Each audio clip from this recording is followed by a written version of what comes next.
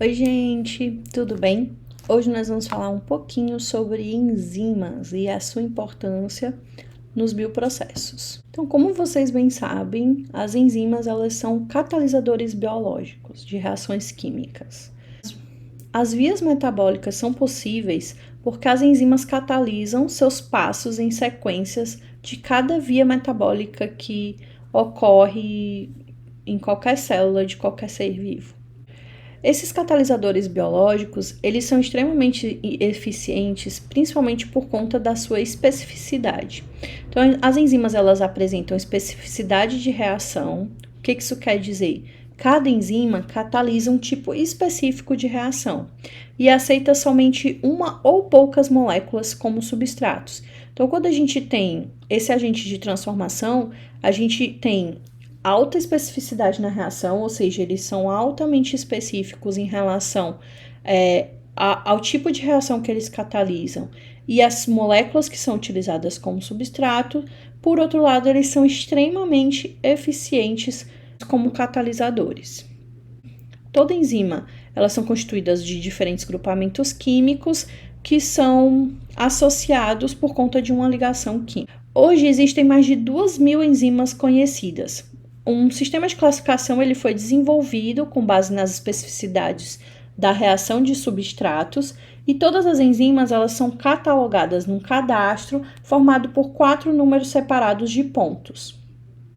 Esse catálogo ele é organizado pela Enzyme Commission.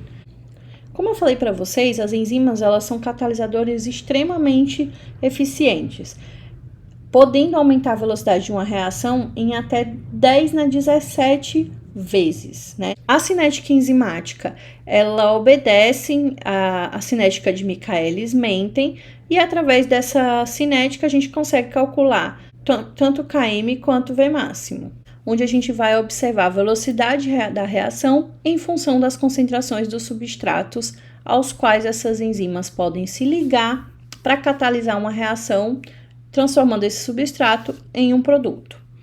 Através dessas cinéticas enzimáticas, a gente pode determinar o Km e o V máximo, sendo que o Km é uma constante que mede a afinidade da enzima com determinado substrato, e a velocidade máxima é a velocidade máxima em que aquela reação pode ocorrer. Além disso, a gente também pode determinar o pH ótimo da enzima e a temperatura ótima de ação dessa enzima. Com a cinética, a gente também pode observar se ocorre ou não a presença de inibidores naquele determinado meio reacional. As propriedades catalíticas das enzimas, consequentemente sua atividade, são influenciadas por vários fatores que podem ser otimizados e controlados para que as medidas sejam feitas de uma forma reprodutível e útil. Dentre esses fatores, os principais são temperatura do meio, pH, força iônica, ou seja, a concentração dos sais presentes no meio reacional, concentração de substratos, cofatores e inibidores. Em relação aos inibidores, a gente tem que muitas substâncias podem afetar os processos metabólicos catalisados por enzimas. Os inibidores de enzimas são particularmente importantes, sendo que uma grande quantidade dos remédios atuam como inibidores enzimáticos. Metabólitos naturais também estão envolvidos no processo regulatório, atuando como inibidores enzimáticos. Existem diferentes tipos de inibidores enzimáticos, dentre eles os reversíveis, irreversíveis, competitivos e não competitivos. Muitos inibidores são análogos dos substratos natural da enzima e outros são análogos do intermediário de transição. Então, no caso do inibidor irreversível, ele bloqueia parcial ou totalmente a enzima, enquanto que o inibidor reversível ele reage reversivelmente com a enzima. Esse inibidor pode ser inibidor do tipo inibidor de substrato ou inibidor de produção do produto. A inibição pode ser competitiva, não competitiva e incompetitiva. A inibição competitiva ocorre quando o inibidor competitivo concorre pelo substrato pelo sítio ativo da enzima livre. Esse inibidor é análogo, não metabolizável, derivado de um substrato verdadeiro, onde esse substrato é substituído da enzima por um produto de reação.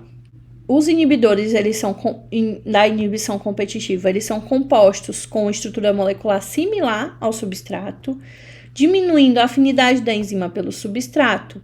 Então, uma maior concentração de substrato é necessária para obter a mesma concentração de complexo enzima-substrato, aumentando o km aparente da enzima. Lembrando que quanto menor o km, maior a afinidade do substrato pela enzima. A inibição não competitiva independe da concentração do substrato, porque o inibidor se liga a uma região da molécula enzimática diferente do sítio ativo. Nesse caso, a gente tem uma diminuição da velocidade máxima e o km não se altera. Em termos industriais, esse tipo de inibidor poderá ter uso potencial, já que poderia ser adicionado a um processo com o intuito de diminuir a atividade enzimática no momento em que o grau de conversão do substrato tenha atingido um determinado valor específico que seja atribuído pelo próprio engenheiro. Na inibição competitiva, o inibidor se liga reversivelmente em um sítio próprio ao complexo enzima-substrato. O inibidor ele não tem semelhança estrutural com o substrato, favorece a formação do complexo enzima-substrato, diminui km e V máximo da enzima. Em relação ao tema enzimas, era isso que eu queria conversar um pouco com vocês. Muito obrigada, até a próxima.